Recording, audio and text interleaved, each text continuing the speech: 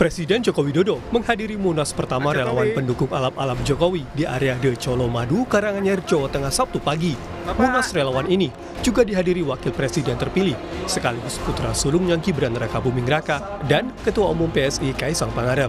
Dalam acara yang dihadiri Kapolda Jawa Tengah Irjen Ahmad Lutfi, Kaisang secara menyebut inisial Cagup L yang akan dijagokan di Pilgub Jawa Tengah.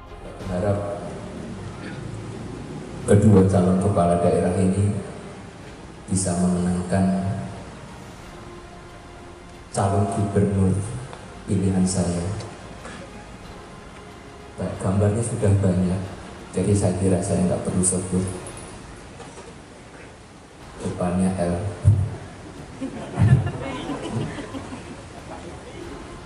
Ya itu.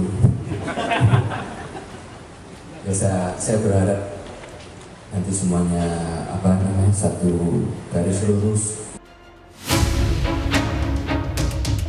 Sementara itu, Ahmad Lutfi yang santer akan diusung pada Pilgub Jateng mengaku dirinya dimutasi menjadi Inspektorat Jenderal Kemendak. Bapak Ibu sekalian, hari ini mempunyai kebanggaan bahwa Kapolda Jawa Tengah memberikan sambutan yang terakhir hari ini.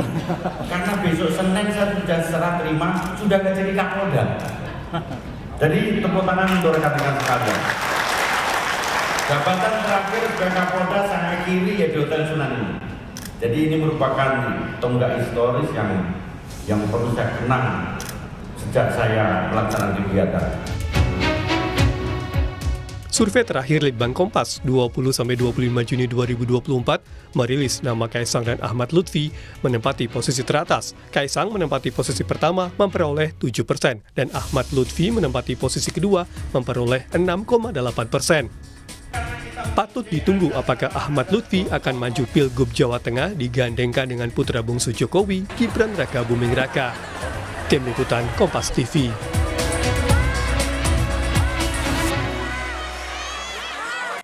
Benarkah Munas relawan alap-alap yang dihadiri Jokowi dan kedua putranya kemarin untuk disiapkan untuk Ahmad Lutfi dan Kaisang memenangkan Pilkada Jawa Tengah?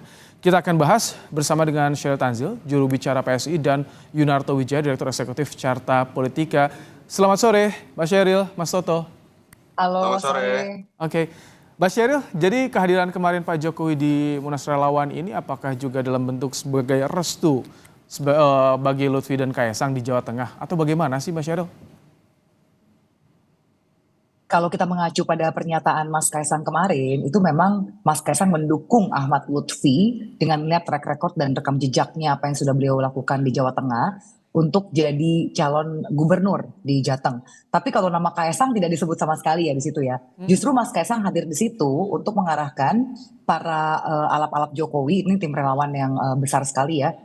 Kemarin memang ada acara resmi di Jateng, itu mengarahkan agar mereka memberikan dukungan untuk Pak Ahmad Lutfi maju sebagai calon gubernur begitu. Tapi nama Kaisang tidak ada disebut sama sekali. Tapi memang kami dari PSI, kami berharap bahwa rekan-rekan parpol lain yang ada dalam koalisi Indonesia Maju ini bisa mendukung calon yang sama, yaitu Pak Ahmad Lutfi. Dan memang sudah sekitar 1-2 pekan ini kan pembicaraan memang meracik ya bahwa untuk Jawa Tengah memang ini Pak Ahmad Lutfi ini akan jadi jagoan kita. Untuk wakilnya masih dalam pembahasan, kita masih hitung-hitungan dan juga melihat kira-kira sosoknya seperti apa yang paling cocok begitu. Oke, Mbak Sheryl, kalau Kaisang sendiri disiapkannya untuk Jawa Tengah atau Jakarta? Kalau itu kita masih belum bisa sampai pada titik akhir ya untuk keputusannya. Masih ada waktu sekitar 1 bulan, ini belum memasuki bulan Agustus, dan KPU sendiri kan masih akhir Agustus ya, untuk batas akhir memasukkan nama Cakada, calon kepala daerah. Kita lihat sama-sama lah Mas. Kalau memang hasil surveinya bagus, karena saat ini kan memang hasil survei paling tinggi Mas Kaisang ya. Tapi kita juga harus ingat bahwa dalam survei-survei yang dilakukan itu banyak juga angka yang belum menjawab begitu. Kita lihat sama-sama lah bagaimana. Oke, Mas Toto, apa yang bisa Anda baca? Ada Jokowi, ada Gibran juga di acara Munas kemarin, dan Kaisang bilang ada restu untuk Lutfi. Bagaimana Anda membacanya, Pak? Iya, sebetulnya tidak mengagetkan ya kalau kita bicara dari dulu pun Ahmad Lutfi dalam konteks sebagai seorang polisi kita tahu dianggap orang yang dekat dengan Pak Jokowi. Jadi ketika beberapa bulan lalu sudah muncul namanya kemungkinan akan dimajukan oleh Jokowi, dan ketika bicara Jokowi kan pasti akan berbicara mengenai kendaraan Kim. Dan ketika kemudian ditanya kenapa Kim bisa solid di sini, saya selalu mengatakan kalau di sebuah daerah ada musuh bersama yang memang dianggap kuat dan kalau Kim tidak bersatu sulit untuk dikalahkan. Prasyarat kedua adalah tidak ada satupun kader dari Kim yang katakanlah menonjol kuat sekali seperti terjadi pada Ridwan Kamil misalnya di Jawa Barat atau Airin misalnya di Banten. Cenderung Kim ini akan bisa solid. Itu yang menurut saya sekarang sedang terjadi. Fenomena ini menurut saya biasa-biasa saja. Dalam konteks ini Pak Jokowi juga mendukung orang dekatnya juga biasa-biasa saja menurut saya. Yang menjadi menarik adalah kalau kemudian pertanyaan Mas Ibrahim tadi, walaupun Sheryl belum bisa menjawab ya, kemudian akan muncul nama Kaesang di sampingnya. Saya selalu mengatakan kalau ada pertanyaan Mas Kaesang misalnya apakah lebih baik di Jakarta ataukah di Jateng, saya selalu mengatakan kasihan kalau Mas Kaesang ini diposisikan di berbagai daerah seakan-akan pengangguran politik. Ada yang dulu mengusung pengen di Depok, ada yang di Bekasi, ada yang di Surabaya, ada yang DKI, sekarang paling ramai di Jateng. Karena Mas Kaesang sebetulnya tidak pengangguran politik. Dia sudah punya tugas yang berat sekali sebagai ketua umum partai yang pasti targetnya kan menjadi partai nasional walaupun 2 kali tidak lolos dalam parliamentary threshold. Dan tidak ada satupun ketua umum partai yang kita lihat maju sebagai level kepala daerah. Ini kasihan bukan hanya Mas Kaesangnya, tapi kasihan PSI-nya kalau diposisikan ketua umumnya hanya akan menjadi kepala daerah, apalagi wakil kepala daerah misalnya kalau terjadi Jateng. Ada kesan PSI kemudian kalau misalnya Mas Kaesang menang pun di Jawa Tengah ya hanya partai Jateng, wakil gubernur pula gitu. Padahal kita tahu dalam sistem presidensial fungsi seorang ketua umum itu sangat besar dan biasanya itu tidak terkait malah dengan posisi sebagai seorang presiden, apalagi hanya kepala daerah. Oke, saya ingin beri kesempatan Mbak Sheryl menjawab tadi karena Kaesang kasihan kalau misalkan dalam tanda petik dijual untuk di daerah-daerah, Mbak Sheryl. Saya rasa bebas saja ya kalau ada orang beropini seperti itu, tapi dalam logika saya tidak seperti itu. Parpol itu ada untuk melayani rakyat dan menyerap aspirasi dari rakyat, dari akar rumput, dari semua ranting DPC yang ada di PSI.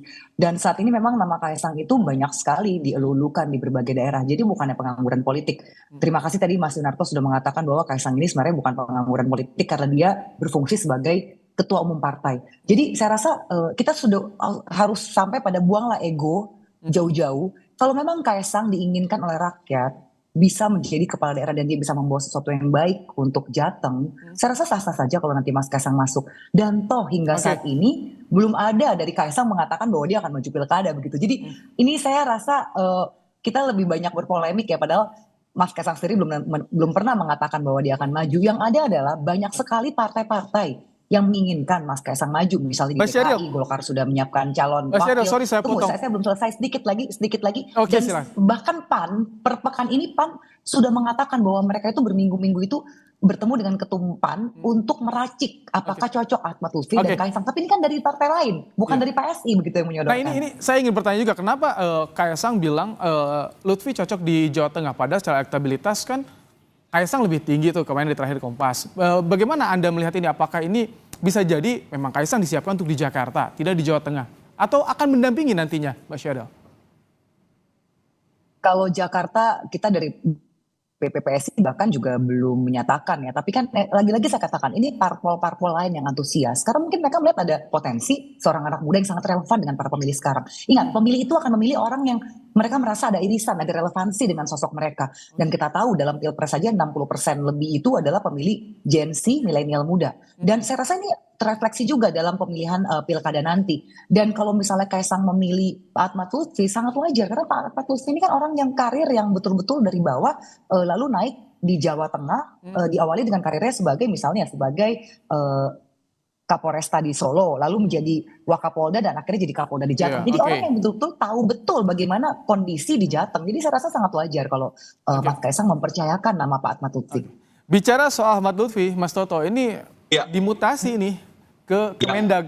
Apa yang Anda baca dengan urgensinya apa soal mutasi Ahmad Lutfi yang saat ini kan digadang-gadang disiapkan di Jawa Tengah. Dimutasi ke Kemendag nih, Mas Toto. Sebetulnya harus kita lihat dua hal di sini ya yang menjadi catatan kritis dengan berprasangka positif ya. Kalau kita lihat mutasi ini yang menarik adalah jangan berbicara bagaimana beliau Ahmad Lutfi ditempatkan di Kemendak yang pertama. Yang pertama adalah kita lihat siapa yang menggantikan. Yang menggantikan ini adalah Brigjen Ribut Hariwibowo. Ini sosok yang dulunya adalah Kakor Bintar SSDM. Itu sosok yang paling ditakuti tanda kutip di polisi. Kenapa? Karena ini paling berhak untuk kemudian memberikan rekomendasi untuk adanya mutasi. Semoga tidak dalam konteks untuk bicara mengenai kekuasaan ya ketika berbicara pilkada nanti. Semoga tidak. Saya kan hanya berikan catatan kritis. Saya percaya Brigjen Ribut ketika pindah menjadi Kapolda Jateng bisa profesional. Yang kedua, Kemendak, catatan kritis saya juga, semoga kemudian tidak ada kritik-kritik atau kecurigaan atau Kemendak ini salah satu kementerian yang paling disorot supaya kemudian tidak terjadi permainan yang terkait dengan masalah uang, terkait dengan masalah sumber daya, karena kan otoritas terkait dengan ekspor impor biasanya ada di sini. Tapi semoga tidak. Saya tetap berprasangka positif. Saya ingin masuk kemudian lebih lanjut Mas Ibrahim begini. Menarik tadi saya dengar pernyataan Sheryl yang mengatakan menjadi hal yang sangat lumrah Kaisang misalnya atau PSI mendukung Ahmad Lutfi karena dia karir politiknya dari bawah dalam konteks polisi dan pernah ada di Jawa Tengah sebelumnya misalnya di Solo. Saya berharap sekali teman-teman PSI kembali ke jati diri ketika berbicara mencalonkan seorang, itu kembali ke bagaimana melihat nilai-nilai demokrasi. Dan Sheryl mengatakan loh, dari bawah. Dan itu yang tidak dimiliki oleh Kaisang. Menurut saya itu yang menjelaskan, jangan-jangan seorang Kaisang menyadari ketika dirinya survei lebih tinggi, tapi kalau dia percaya pada nilai demokrasi, dia sadar dia lebih tidak pantas untuk jadi cagup dibandingkan dengan Ahmad Lutfi. Dan ini sesuai dengan pandangan seorang Raja Juli Antoni. Kalau kita lihat 2015 itu pendapatnya menarik sekali. Yang mengajak semua parpol rakyat dengan hati nurani untuk melawan politik dinasti. Karena akan mematikan sendi-sendi demokrasi. Walaupun kalau kita lihat apa yang terjadi dengan naiknya Kaisang menjadi ketua umum, hanya dalam 3 hari tiba-tiba menjadi KTA. Sekarang tiba-tiba kemudian ingin menjadi seorang cagup, yang kemungkinan diliriknya itu ya karena darah birunya, karena Pak Jokowinya. Saya beri kesempatan ya Mas Toto ke Mas Sheryl untuk menjawabnya soal ini. Bagaimana dia untuk meyakinkan publik kalau tadi tidak salah untuk bisa dukungan dari PSI ini mengajukan Kaisang, walaupun masih menunggu juga nanti pendaftaran. Singkat saja Mas Sheryl. Ini saya seperti dejavu dialog pilpres ya. Semua orang mempertanyakan kredibilitas Kaisang dan lagi-lagi isu dinasti politik yang dibawa. Padahal begini, kalau memang dinasti politik yang diinginkan oleh keluarga Jokowi tentunya tidak ke PSI. Kami partai yang dulu diledek partai 0, padahal memang tidak pernah jadi partai 0.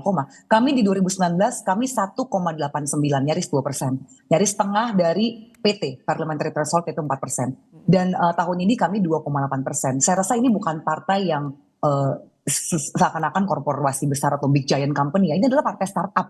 Jadi saya rasa seorang anak presiden mau merendahkan dirinya masuk ke partai yang istilahnya partai yang selalu dibully karena dibilang kita partai 0, itu sesuatu yang luar biasa dan bukan dinasti politik. Karena kalau banyak orang yang mungkin anak presiden akan masuk ke partai yang sama dengan ayahnya atau ibunya atau sudah disiapkan karpet merah begitu. Jadi sudahlah, kenapa sih hanya keluarga Jokowi yang tidak boleh berkembang, tapi kalau elit-elit politik lain dari partai lain itu boleh, sampai anak cucu boleh, semuanya nyalek itu boleh dan semua mesin partai bekerja. Saya rasa ayolah kita harus adil. Saya rasa ya Kaisang itu sama sekali tidak menggunakan privilege serta-merta, tapi dia juga berjuang dari nol. Dia memilih partai yang bahkan belum masuk DPR pada saat dia tahu potensi itu sangat-sangat sulit untuk menaikkan. Kami tangkap Mas Sheryl. Mas Toto singkat karena durasi kita terbatas. Singkat saja Mas Toto, tanggapan Anda soal tadi. Saran saya Mbak Sheryl baca kembali tulisannya Raja Juli Antoni yang bisa membedakan darah biru yang bisa diterima dengan tidak. Berikan contoh dari senator New York bernama Hillary Clinton. Ini bukan tentang kita menolak darah biru. Proses di situ. Dia sah menjadi capres ketika berkiprah lama sebagai seorang senator. Ketika melalui proses yang ada secara ketat dalam konvensi Partai Demokrat. Pertanyaan saya, seleksi ketat yang dilakukan oleh seseorang yang dari KTA-nya tiba-tiba menjadi ketua umum. Jangan kemudian diulang kembali. Baik, kami tetap Mas Toto, terima kasih untuk waktu Anda. Mbak Sheryl juga terima kasih untuk waktu Anda di Kompas Petang sore hari ini.